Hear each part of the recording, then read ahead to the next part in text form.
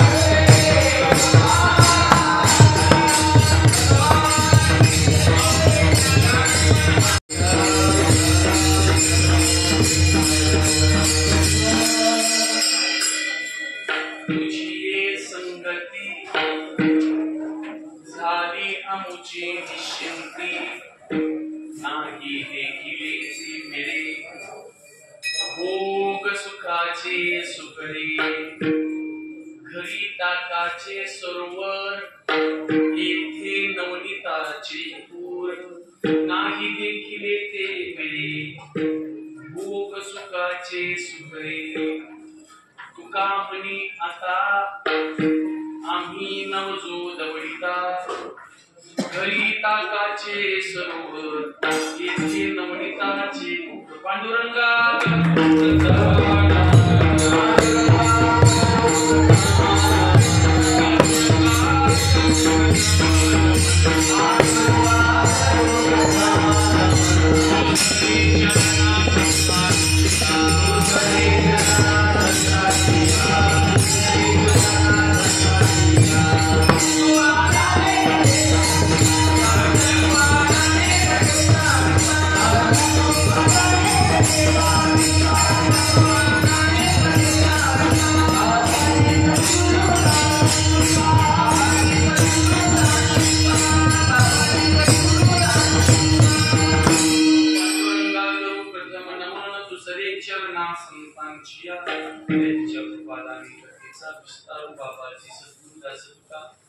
नमो सद्गुरु तुकया ज्ञान दीपा नमो सद्गुरु सच्चिदानंद रूपा नमो सद्गुरु भक्त कल्याण मूर्ति नमो सद्गुरु भास्करा पूर्ण कीर्ती तुझी आली आमुची निश्चिंती नाही देखिले मिळे भोग सुखाची सुखडे श्री क्षेत्र जखिनवाडी या गावामध्ये सुरू असणारा अखंड हरिनाम सप्ताह सप्ताहातील आजचा हा सांगतेचा दिवस समारोपाचा दिवस आणि या सांगतेच्या सेवेकरता निवडलेला अभंग महाराष्ट्राचे क्रांतिकारी संत जगद्गुरु जगद्वंदनीय श्रीमंत तुकोबाराय यांचा 4 चरणाचा अत्यंत महत्वाचा कालापर प्रकरणातील अभंग असून या अभंगातून तुकोबाराय देवाच्या संगतीचा परिणाम सांगतात।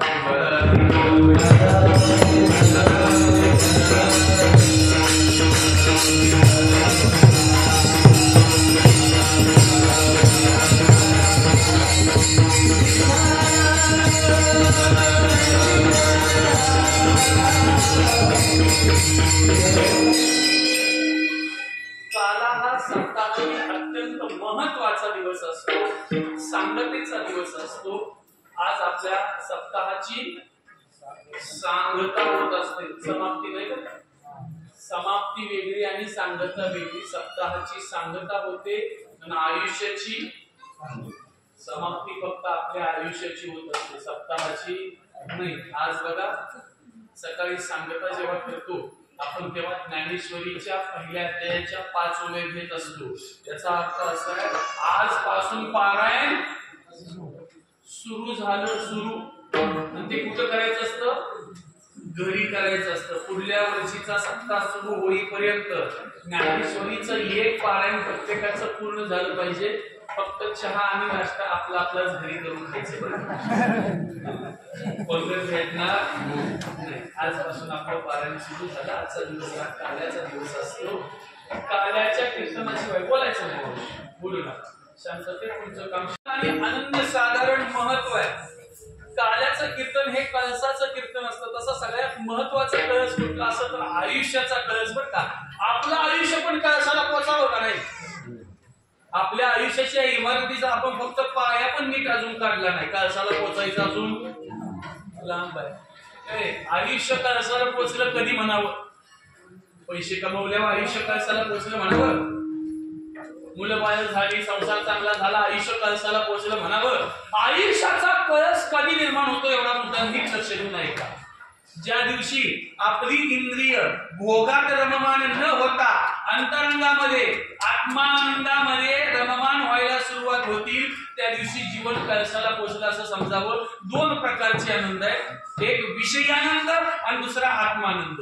इंद्रिय विषयात रममान झाली की जीवन कळसाला पोचत नाही, आणि इंद्रिय आत्मानंदामध्ये जर रममान झाली या इंद्रियांना, या डोळ्यांना देव पाहावा वाटला की समजायचा आयुष्याचा कळस झाला, या पायांना वारीत चालू वाटलं की समजायचा आयुष्याचा कळस झाला, या हातांना दान करू वाटलं की समजायचा आयुष्याचा कळस झाला. आतमध्ये रममान होणं याचं नाव कळसाला पोचणं. तुकोबरायचं प्रमाण सांग. होईल येणे कळसा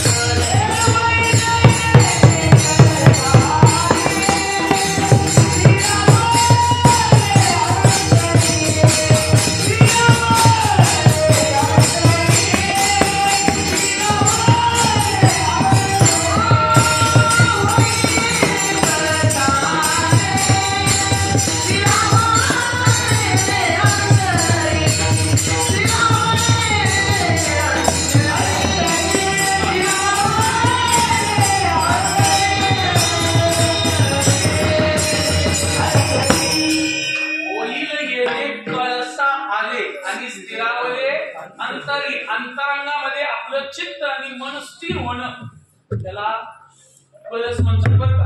आणि इंद्रिय विषयाकडे ओढ न घेता देवाकडे ओढ घेणं याला मन स्थिरावलं म्हणतात, चित्त स्थिरावलं म्हणतात, अंतःकरणामध्ये स्थिरावलं म्हणतात. आपली इंद्रिय ओढ घेतात का विषयाकडे घेतात. आपली विषय ओढी भुलले जीव आता याची कोण करील की आपली इंद्रिय विषयाकडे धाव घेतात. आता मला सांगा, या मंदिरात बसल्यावर एक दोन पंखा असता तर बरं वाटलं असतं का नाही, अजून एसी लावला असतं तर बरं वाटलं असतं का नाही अजून. म्हणजे आपण कोणत्या इंद्रियाचं लाड करतोय, त्वचा.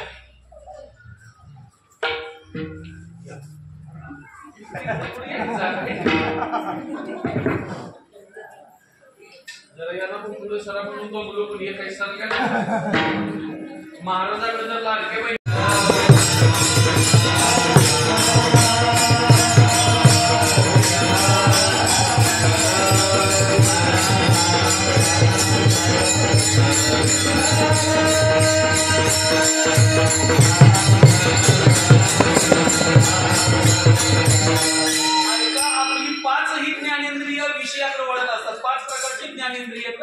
आणि 5 प्रकारचे विषय आहेत. 5 प्रकारचे विषय शब्द आहे ना तुम्हाला. शब्द, स्पर्श, रूप, रस आणि गंध हे 5 विषय लक्ष देऊन ऐका बरं का. हे आपल्या कानाला कौतुक केलेलं आवडतं तर नाव ठेवलेलं आवडतं आपल्याला. ते नाव ठेवलेलं बरं वाटतं का नाही होत. एखादं नाव रंगराव असेल, रंग्या म्हणलं तरी त्याला सोसत नाही. पण तुकोबरायांच्या जीवनात तसं नाही. तुकोबरायांचं नाव जरी आई बापानं तुकाराम ठेवलं असलं तर गावातली लोक त्यांना काय म्हणायची, ही याला तो क्या. तरी तुकोबरायांना त्याचा फरक पडत नव्हता. कारण नाव कुणाला ठेवलं होतं, शरीरात. नाव कुणाला ठेवले, शरीराला. मग ज्या याला तुकोबराय स्वतःच मानत नाही, त्याला ठेवलेल्या नावाला स्वतःच नाव मानतील का नाही. म्हणजे नावही स्वतःच नसतं. कारण संतांचा एकच प्रयत्न असतो, माझं नावही निघून जावं आणि रूपही निघून जावं. आईची जयाची नवसीये जो नित्य एकांता जातूज आहे. नामेची जो जिये विजनाचेनी. विजनाचेनी याचा अर्थ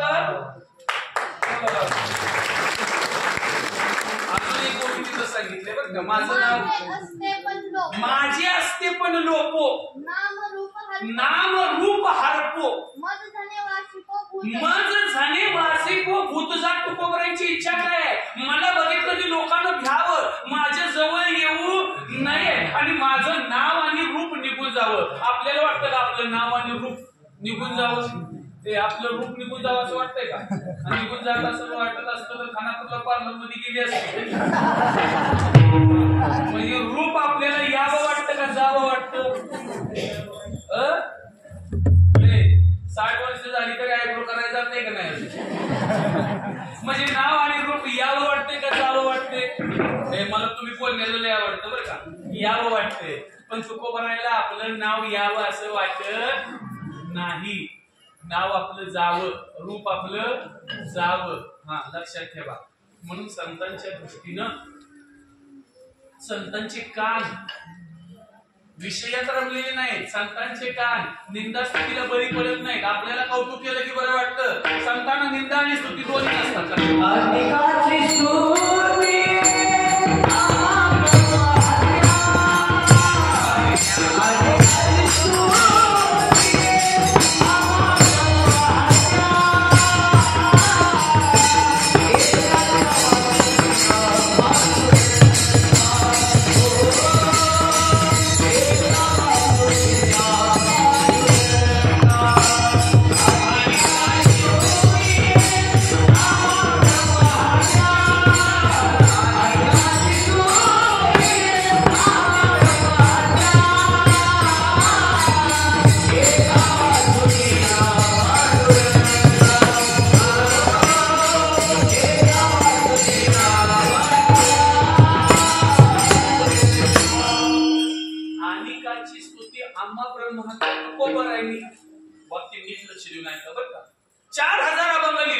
छत्रपती शिवाजी राजांसारखा जाणता राजा त्या काळात होऊन गेला, पण नावाचा उल्लेख केला का कुठे राजांच्या?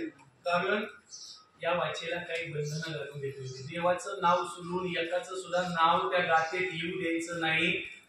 हा प्रयत्न साधू संतांचा असतो बरं का. तुम्हाला जर एखादी कविता अभंग लिहायला लावला तर आपण आपलं दुखणं मांडू त्या अभंगात. 4000 अभंगात तुकोबरायांनी कुठं दुखणं मांडलंय का आपलं? तुकोबरायांच्या अभंगाची गाथा ही शोक गाथा नाही, ती आनंद गाथा आहे. संतांची गाथा ही शोक गाथा नसते. आपण आपली दुखणी मांडतो, माझं असं झालं, माझं कसं झालं. 4000 अभंगात तुकोबरायांनी एका ठिकाणी म्हणलंय का माझं गाथा बुडवली, मला बायको असं केलं, मला तसं नाही, कुठंच नाही. तुकोबरायांचे अनुभव हे आध्यात्मिक प्रकारचे अनुभव आहेत. आपले अनुभव वेगळे आणि संतांचे अनुभव वेगळे असतात. म्हणून संत निंदा आणि स्तुती सुद्धा करत नाहीत कोणाची तर या मुखानं. त्या मुखानं देवा वाचून कुणाची स्तुती करत नाही. आणि करायची झाली निंदा देवाचीच करतात. आणि स्तुती पण करायची झाली तर स्तुती अथवा निंदा करावी देवाची. आणि आधम वेची व्यर्थ वाणी. आधम मनुष्य असतो का नाही, नको त्याची स्तुती करतो आणि नको त्याची निंदा करतो. पण संत निंदा आणि स्तुती दोन्ही जाणत नाही.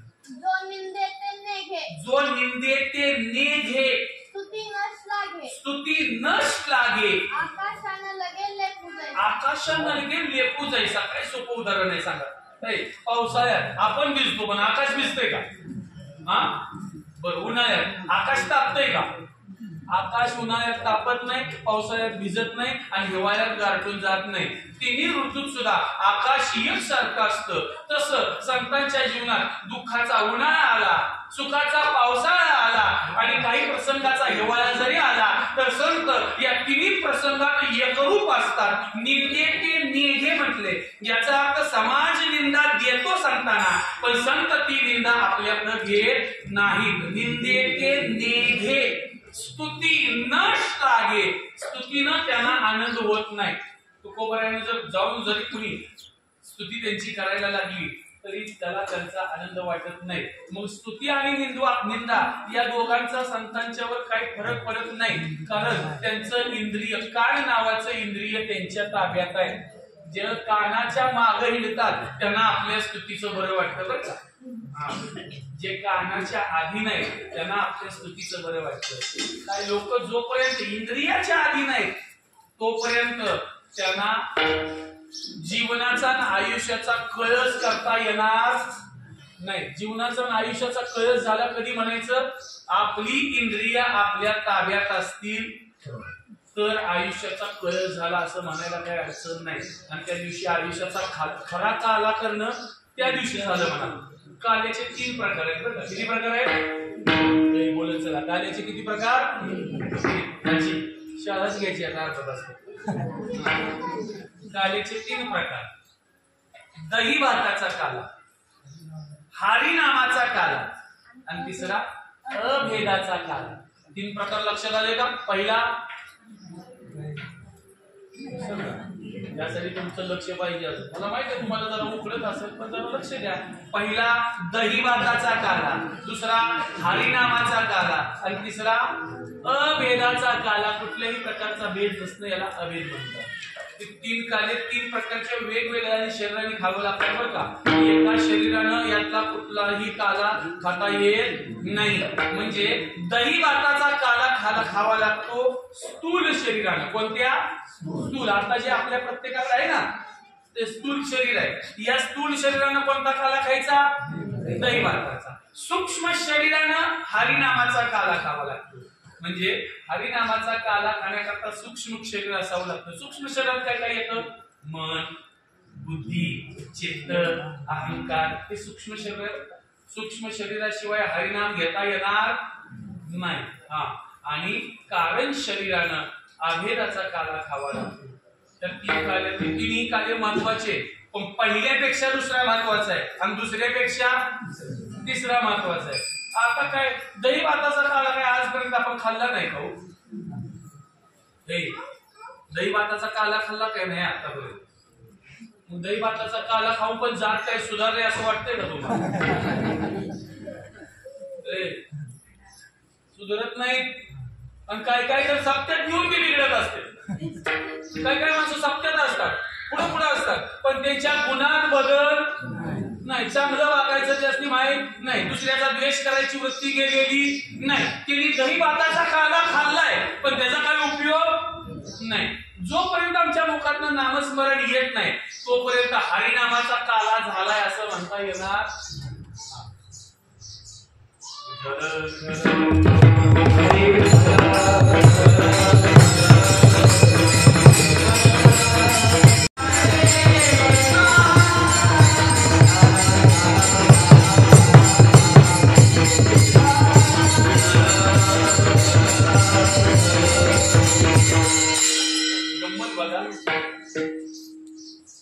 सगळ्यात जास्त लोक दही भाताच्या काल्याला असतात, त्याच्यापेक्षा कमी लोक हरिनामाच्या काल्याला असतात आणि त्याच्यापेक्षा कमी लोक अभिलाच्या काल्याला असतात.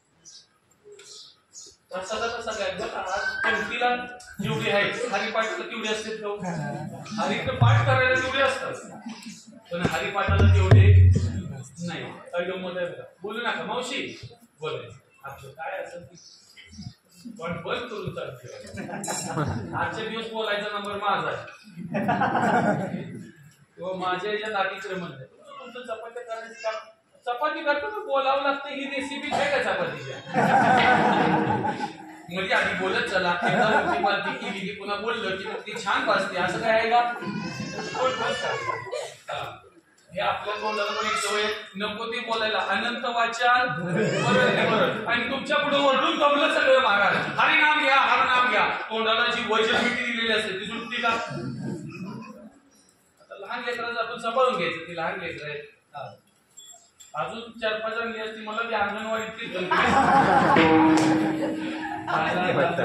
असू द्या.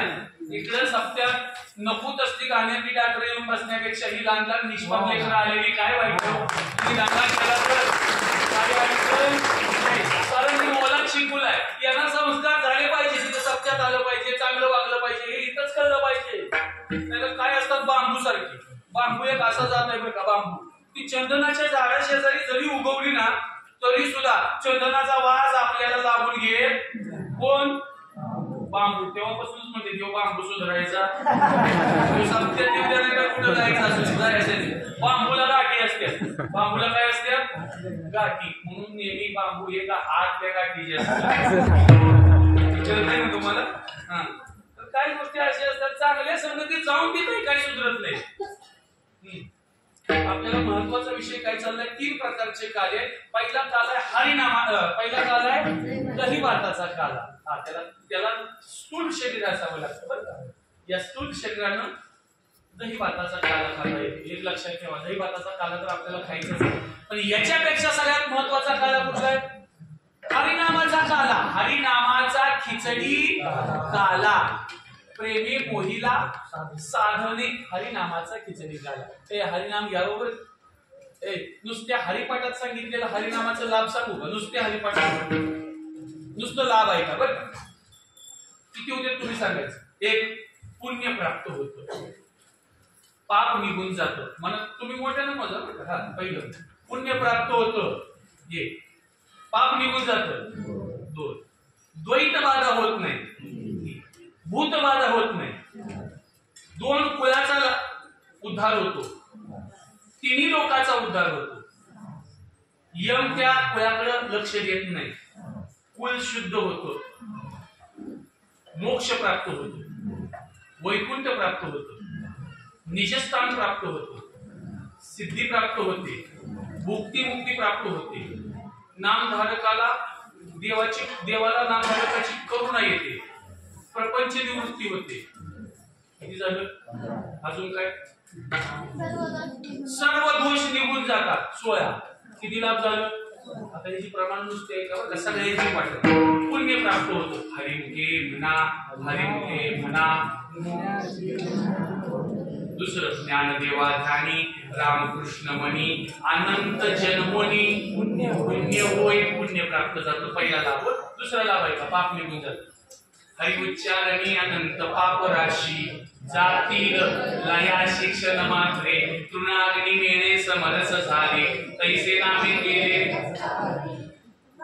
रामकृष्ण उच्चार अनंत राशी, तप पापाचे कलप, नाम मंत्र जप, कोठे जाईल पाप, कृष्ण नामी संकल्प. नाम संकीर्तन वैष्णवाची जोडी, पापे अनंत कोटी गेली त्यांचे, नाम संकीर्तन साधन बरे सोपे.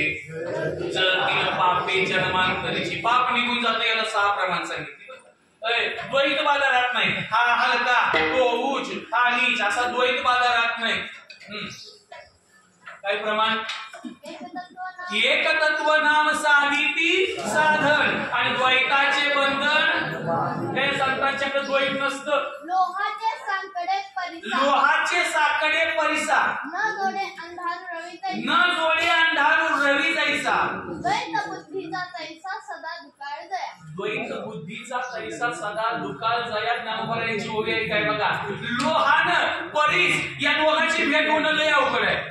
लोखंडाची परसाची भेट होणं अवघड आहे. सूर्याची अंधाराची भेट होणं अवघड आहे. आणि त्याच्यापेक्षा अवघड काय असेल तर संतांची नाही द्वैत बुद्धीची भेट होणं त्याच्यापेक्षा जास्त अवघड आहे. मग संतांच्या जीवनात द्वैत बुद्धी नाही. अशी द्वैत बाधा नामचिंतनानं निघून जाते. त्याच्या पुढचा फायदा भूतबाधा निघून जाते. भूतबाधा बरे भूतबाधा प्रमाण आधीच सांगितलं.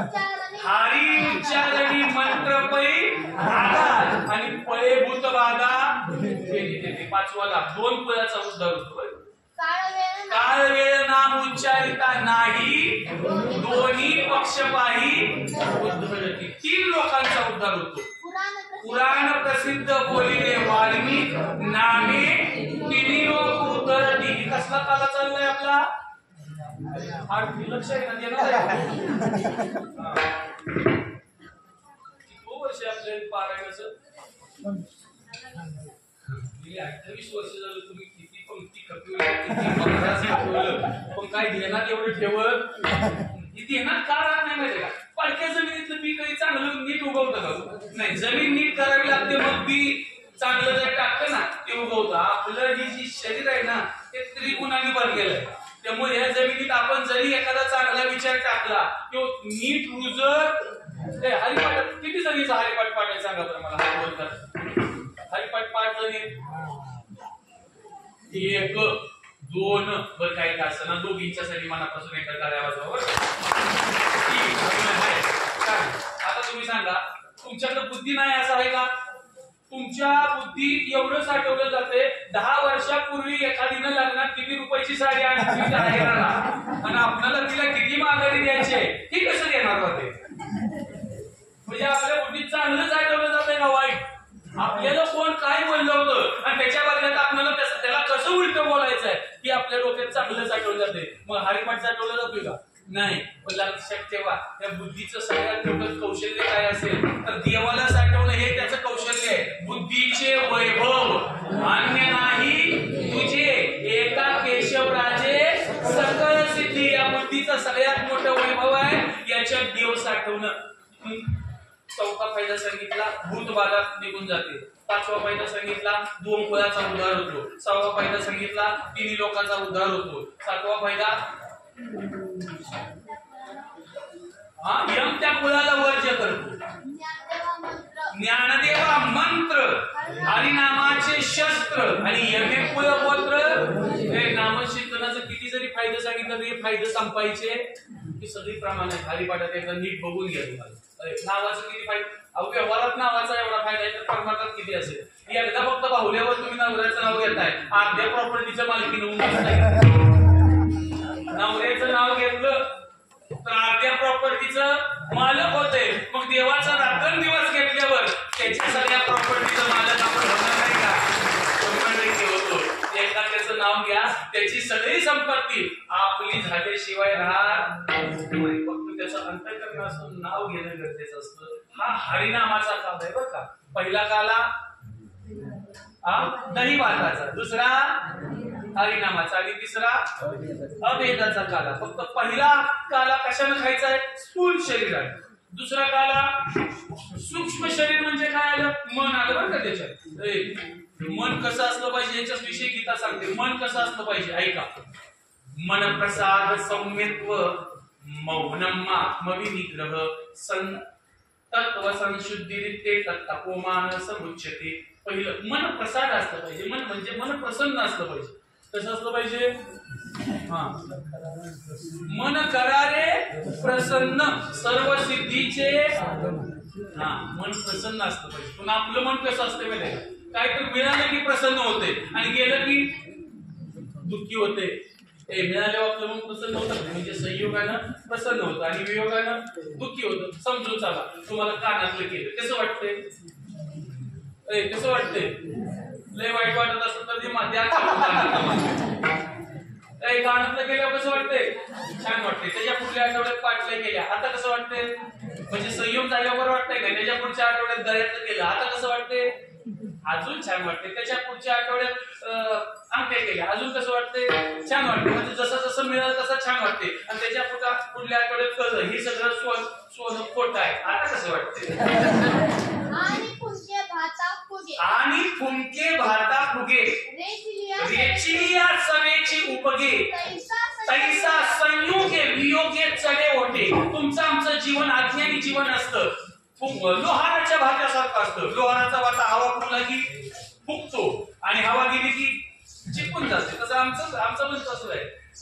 काहीतरी आलं मिळालं की फुगतंय आणि गेलं की दुःखी होते. आमचं जीवन सुख दुःखावर आधारित आहे. संतांच्या जीवनात सुख दुःख दोन्ही नाही पण तेवी आपण पाची दया वस्ती झाली का धनंजया दया देही पैसया सुख तैसे दुःख. जे आत्मस्वरूपाला प्राप्त झाले त्याला सुख दुःख प्राप्त होत नाही. मी तू हे भाष नेणे माझे काहीच न म्हणे. सुख दुःख जाणणे नाही दया. सुख दुःख संत जाणतच नाही.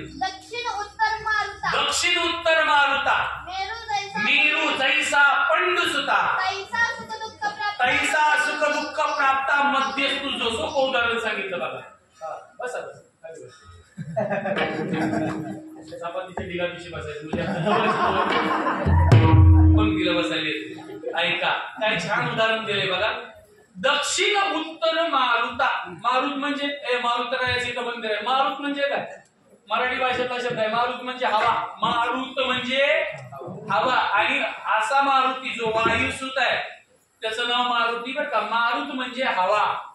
मराठी भाषेतले शब्द लोकांना माहित नसते. आताची म्हातारी सुद्धा मी तणावात आहे म्हणत नाही. मराठीतली म्हातारी सुद्धा इंग्रजी जाणते. मी टेन्शन मध्ये मराठी शब्द वापरायला गेले नाही. टेन्शन वापरते आपण, तणाव वापरत नाही. मराठी भाषा आपल्या लोकांना खरंच कळत नाही. अर्धी मराठी ना अर्धी इंग्रजी ना अर्धी हिंदी असा सगळा काय करून टाकला त्यांनी. आला गेलाय आज आला करतोय तसा. काय गंमत आहे बघा. ते तुम्हाला सांगतो की मराठी भाषा टिकावी म्हणून आपले पुढारी दिल्लीत जाऊन संमेलन घेतात मराठी भाषा टिकावी म्हणून. हे तुम्हाला वाक्य नीट सांगतो ऐका. दिल्लीत जाऊन संमेलन घेऊन मराठी भाषा टिकणार नाही. ज्ञानेश्वरी वाचली तर मराठी भाषा टिकल्याशिवाय राहणार नाही.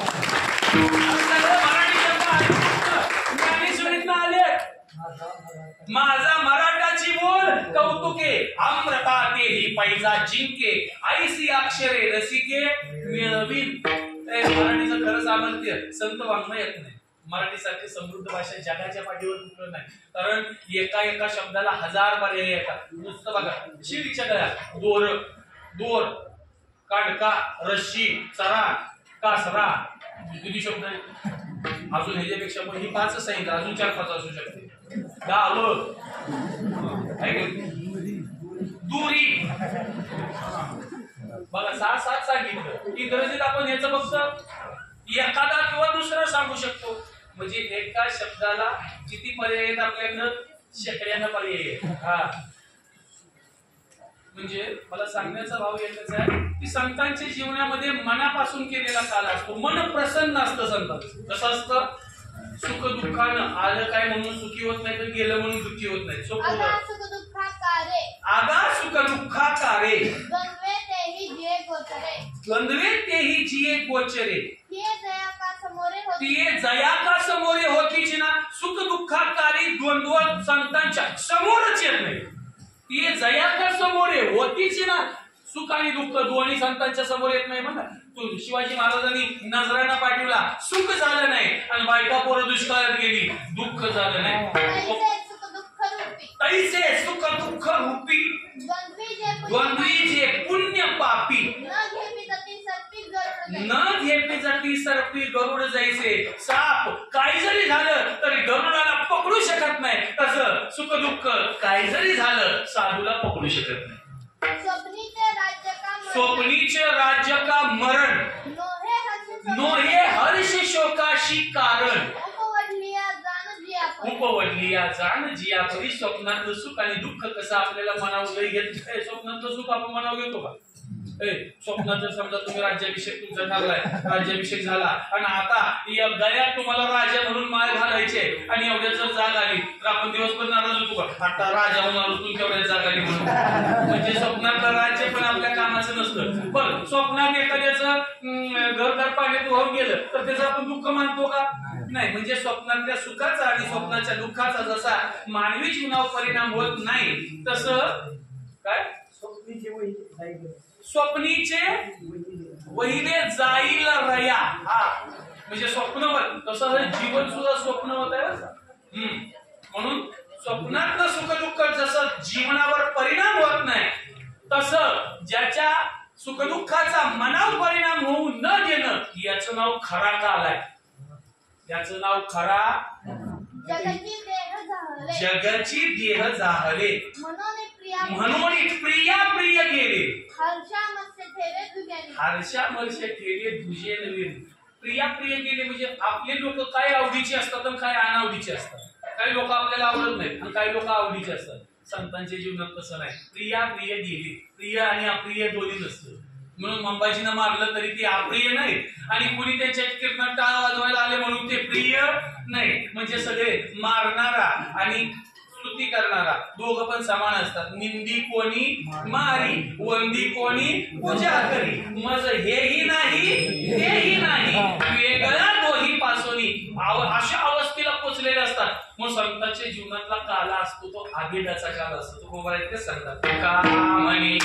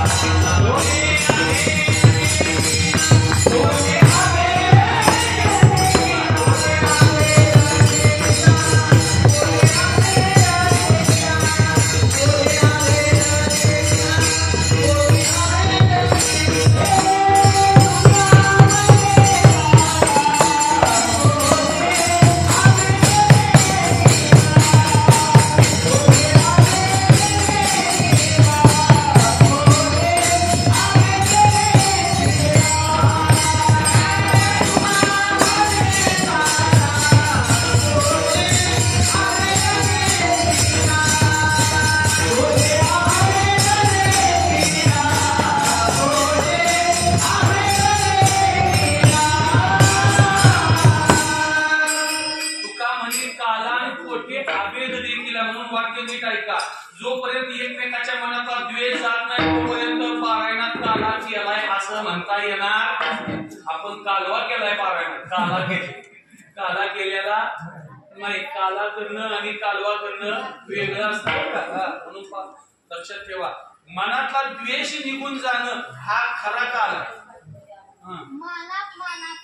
मानात मानाते साहे सुख दुःख जे तसा माये निंदा स्तुती नो हे दुःख तुझं सगळं सारखं आहे संतांच्या दृष्टीनं. मान सारखा अपमान सारखा. आरी मित्री तैसा अर्जुना जावा जया भाव ऐसा. मानापमानी सरिसा म्हणजे मान आणि अपमानात सारखा होऊन जातो. तो खरा काल आहे बरं का. मान आणि अपमान एका पंक्तीला बसवायचं असतात. एका बाजूला मान आणि एका बाजूला अपमान. आपण फक्त मानाला जवळ घेतो आणि अपमानाला लांब ढकलतो. तैसे निंदा आणि स्तुती मानू करून एके पांक्ती विचरे प्राण व्यक्ती जनीवनी. संत मान आणि अपमान एका पंक्तीला बसवतात आपल्या जवळ. अपमानाला बी जवळ बसवतात आणि मानाला बी जवळ बसवतात. तसं आपल्या नसते. आणि हे दोन्ही जवळ घेणं याचं नाव खरा काल आहे. आणि तो काल करायचा आपल्याला. असा काला करण्याकरता आपण बसवलो. आणि अशा काल्याच्या संबंधानं ज्या दिवशी देवाची संगत झाली त्या संगतीचा परिणाम त्यांच्या जीवनात म्हटला. तो परिणाम काय आहे? अभंगाचं पहिलं.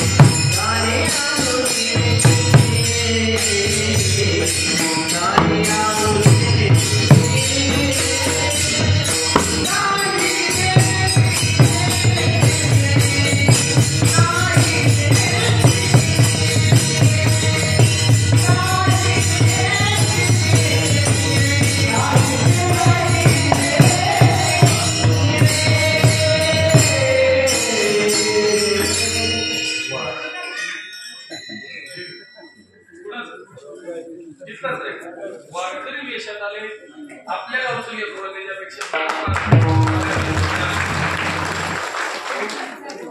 ही पांडुरंग वारकरी शिक्षण संस्थेची मुलं आहेत त्यांच्यासाठी अतिशय चांगलीच गोष्ट आहे. म्हणजे ते इथे येऊन नाचतात साथ करतात ही अतिशय चांगली गोष्ट आहे. पण ते बघून गावात निदान वारकऱ्याची कापड जरी घालायला शिकलो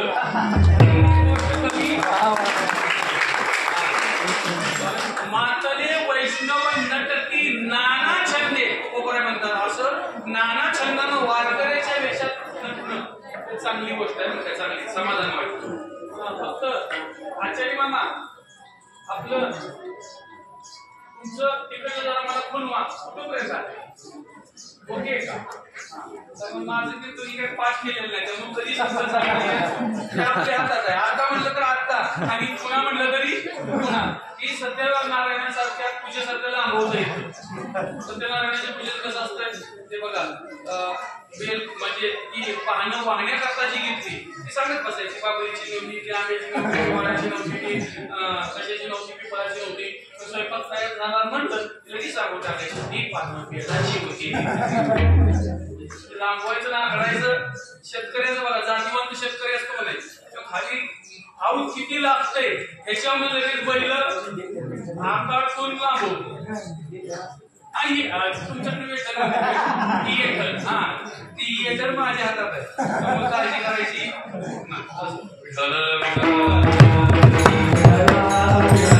काय म्हणते तू काय म्हणतात सोल असतं ना येटा म्हणजे तुमच्याकडे येटर आमच्याकडे येटा. आमच्याकडे येटाक असते ती जरा नेटाक असते. वेठण आणि शब्दात जर फरक असलं तर काम लांबवायचं ना करायचं. म्हणजे बघा शेतकरी हुशार असतात. भाड्याने गेलं की आपण चालते आणि आपल्यात काम करायचं असलं की लांबून. त्यामुळे लांबवलं की लागायला ती ट्रॅक्टरला पण आले की असं ठरवायचं. भाड्याच्यात असलं की ट्रॅक्टर बरोबर ते आवळून चाललेलं असते. म्हणजे पुढे अशी लागत नाही, अशी वरच्यावर नुसतं माती हल्ल्यासारखी वाटते. आपला संतांच्या संगतीचा परिणाम वेगळा, देवाच्या संगतीचा परिणाम वेगळा आणि मूर्खाच्या संगतीचा परिणाम वेगळा. मूर्खाच्या संगतीचा परिणाम काय होतो तुम्हाला एक गंमत सांगतो ऐका. मूर्खाच्या संगतीचा माणसाच्या जीवनातला परिणाम काय आहे ऐका. एक दिवशी जंगलामध्ये गाढव मोठ्यानं ओरडायचं पावसाळ्याच्या दिवसात. गवत पिवळं आहे, गवत पिवळं आहे, गवत पिवळं आहे असं कोण ओरडायचं? गाढव. आणि पावसाळ्याच्या दिवसात गवत कोणत्या रंगाचं असतं? हिरव्या रंगाचं असतं. पण गाढव काय म्हणते? गवत पिवळं. ते जाता जाता ऐकले एका वाघाने. कोणी ऐकलं? वाघाने. पण वाघाने गप जावं का नाही? वाघाने गाढवाच्या नादाला लागावं का? हे बऱ्याच वाघांनी अजून कळलं नाही. वाघानं गाढवांच्या नादाला लागायचं नसतं तरी पण वाघानं ते समजत नाही. गाढवाचं वाघाचं लागलं भांडण. वाघ म्हणे गवत हिरवाय आणि गाढव म्हणे गवत कोणच कुणाला ऐकायला पाहिजे. माझा उद्धार कधी होईल, माझं चांगलं कधी होईल, मला परमेश्वराची भेट कधी होईल, अशा प्रकारची चिंता साधूच्या जीवनात असते. पण तुकोबाई म्हणतात देवाच्या संगतीत गेलो आणि आम्ही चिंतामुक्त झालो. आणि जे बघायला मिळत नव्हतं ते बघायला मिळालं. हे अभंगाचं दुसरं चरण.